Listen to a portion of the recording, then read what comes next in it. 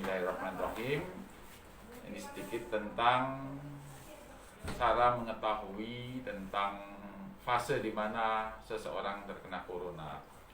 Jadi pada saat seseorang itu kemasukan coronavirus, itu akan masuk ke dalam 5 tahapan atau 5 fase. Nah, dengan kita mengetahui ilmu ini, kita nggak akan terlalu khawatir, kita nggak akan terlalu takut, ya. Kita manusia mempunyai 2 belahan otak, ada otak kiri dan otak kanan. Otak kiri adalah otak logika, otak ilmiah. Otak kanan adalah otak imajinasi atau otak yang sifatnya adalah perasaan. Saat seseorang tidak dibekali dengan otak kiri yang tepat, yang akan bekerja otak kanan, dia akan ketakutan, dia akan cemas.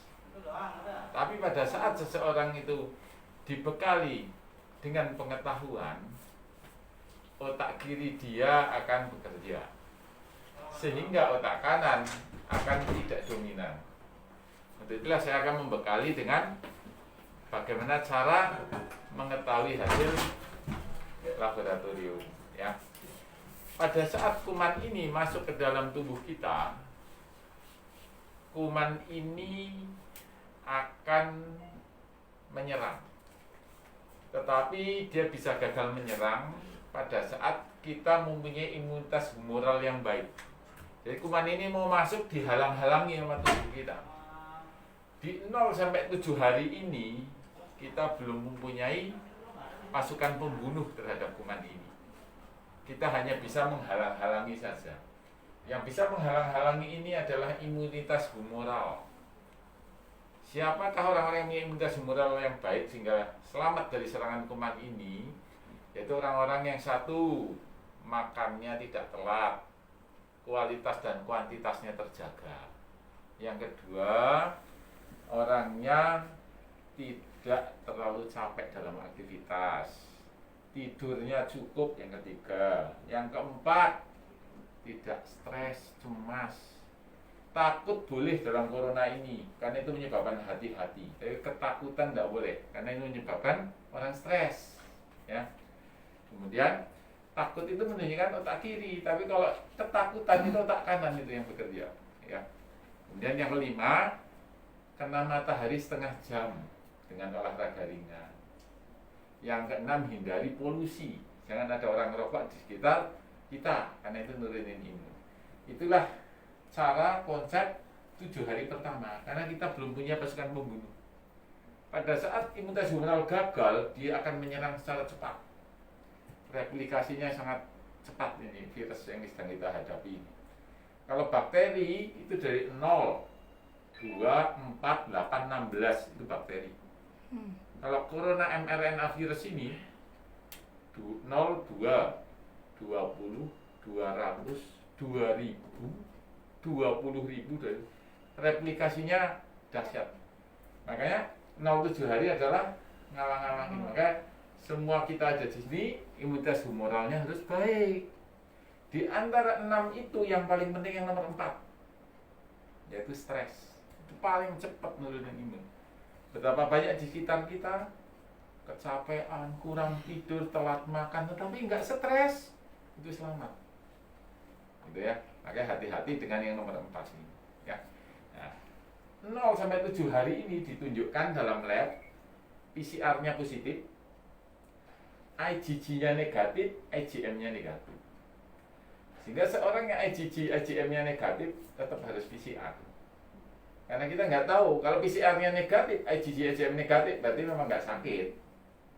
Tapi kalau IgG, IgM negatif, PCR positif, justru ini di fase yang harus kita hati-hati.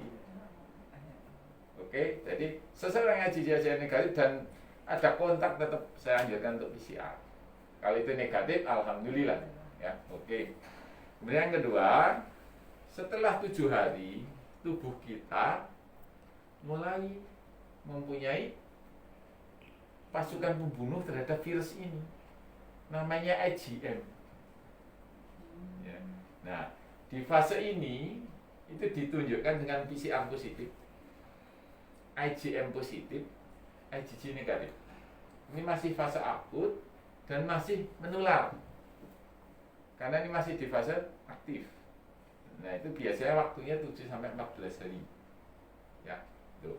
Nah dalam kondisi seperti ini seorang yang IgM positif dan IgG negatif itu dianjurkan untuk isolasi mandiri di rumah selama 2 minggu. Nanti 2 minggu kontrol ulang, kita cek IgG IgM-nya. PCR tetap dilakukan. Oke? Kita masuk ke fase ketiga, di mana sudah masuk ke fase penyembuhan. Itu ditunjukkan dengan hasilnya 1, PCR-nya positif, IgM-nya positif, IgG-nya positif. Sekedar tahu bahwa PCR tidak bisa membedakan ini kuman hidup atau kuman mati. Tidak bisa. PCR itu cuma mendeteksi jasad. Nah, kapan PCR itu menunjukkan itu jasad mati dari kuman ini? Saat ada IgG. Jadi kalau IgG-nya positif, IgM positif, PCR positif itu PCR yang menunjukkan jenazah kuman. Oke? Nah, jadi tapi kalau ada PCR positif, IgG-nya masih negatif, itu berarti kumannya masih hidup ya, di situ ya. Nah, setelah fase penyembuhan akan masuk fase rekonvalesen, jadi fase pemulihan. Kopassusnya udah pulang kampung, pembunuhnya karena udah nggak ada perang, cirinya PCR-nya masih positif, tapi kuman jenazah. IgG-nya positif, IgM-nya sudah negatif. Itu biasanya di waktu 21-28 hari. Oke ya. Tuh. Nah, kemudian fase keempat udah masuk fase kelima. Itu fase penyembuhan. Fase penyembuhan, fase kelima ini ditunjukkan dengan 1, PCR sudah negatif, tubuh sudah berhasil membersihkan jenazah, sudah dibawa pergi. Kemudian yang kedua ditunjukkan dengan IgG positif, IgM negatif. Ini akan menetap seumur hidup kayak gini. Lalu pertanyaannya, apakah seorang yang sudah punya IgG itu nggak mungkin kena? Salah, masih bisa. Namanya reinfeksi. Cuma peristiwa di dalam tubuhnya berbeda. Seseorang yang tidak punya IgG positif, saat kemasukan kuman, IgM-nya butuh waktu 7 hari. Tetapi seseorang yang sudah punya IgG, itu kalau kemasukan kuman, itu cuma butuh waktu 1 kali 24 jam IgM terbentuk. Sehingga tidak terlalu berbahaya buat dia. Karena pasukan khususnya sudah langsung ada dalam 1 kali 24 jam. Sehingga kumannya belum sampai berkembang, makanya tidak pernah bahaya lagi seorang yang pernah terinfeksi. Itulah cara Allah memuliakan orang-orang yang ikhlas dalam berjuang. Sesuatu yang sepertinya pahit kita rasakan, padahal itu adalah cara Allah menolong kita. Dengan IgG yang pernah positif, pada saat kondisi yang paling ditakutkan dalam suatu pandemi itu adalah suatu outbreak. Apakah outbreak? Orang sakit massal 500 sakit bareng, sehingga tidak ada isolasi lagi, harus dirawat sama-sama. Kenapa ini kegagalannya tinggi? Karena saat ngobatin satu ketimpa satunya, ngobatin ini ketimpa ini, jadi kegagalan pengobatan. Nah, pada saat-saat tidak ada outbreak, seorang diberi sakit dahulu, itulah cara Allah memuliakan kalian. Dipilih sama Allah, sehingga nanti terjadi fase IgG sudah ada, kemasukan udah nggak apa-apa. Masya Allah ya. Kadang suatu rahmat Allah dikemas dengan sepertinya menurut akal kita kesedihan. Padahal itulah cara Allah memuliakan kita. Maka mari kita ucapkan dengan rasa syukur.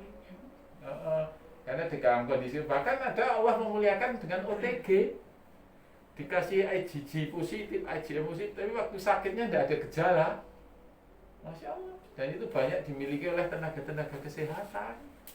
Mereka yang ikhlas berjuang, yang ada di dalam otak mereka itu hanya Allah dan menolong sesama mukmin muslim yang memerlukan. Mereka nggak pernah berhitung dengan takut, tidak pernah berhitung dengan istilahnya resiko. Nah, Allah pilih. Bahkan penelitian di keluarga kesehatan, orang-orang kesehatan itu pun terselamatkan pada waktu outbreak.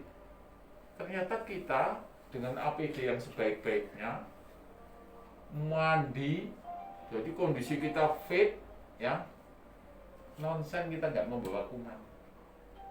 Kuman yang sedikit itu ternyata memberi imunisasi pada anak-anak kita. Nah, itulah jawaban kenapa dibuat waktu outbreak tenaga kesehatan keluarganya pada selamat. Ternyata tubuh mereka sudah kenal kuman, sehingga sudah terbentuk mekanisme imunologi. Masya Allah. Kadang sesuatu yang kita kemas dengan istilah yang Allah kemas dengan kesedihan itu sebenarnya adalah kebaikan. Makanya saya tergolong yang tetap menganjurkan kalian semua pulang ke rumah, bukan ngekos, kumpul sama mereka-mereka yang kita cintai, tetapi dengan catatan selama bekerja kita sebersih mungkin, APD-nya sedisiplin mungkin, pulang kita mandi, kemudian baju supaya direndam dengan mekanisme yang presisi seperti itu nonsen. Nggak ada kuman sama sekali, pasti tetap ada. Nah, kuman yang kecil itulah mekanisme imunisasi. Ya, itu. Jadi mari tetap kita berlindung kepada Allah. Ya, semua kita serahkan kepada Allah. Kita adalah tentara-tentara Allah, agen-agen kebaikan. Yang penting satu, jaga niat. Kedua, usaha maksimal. Yang ketiga, kawal dengan doa.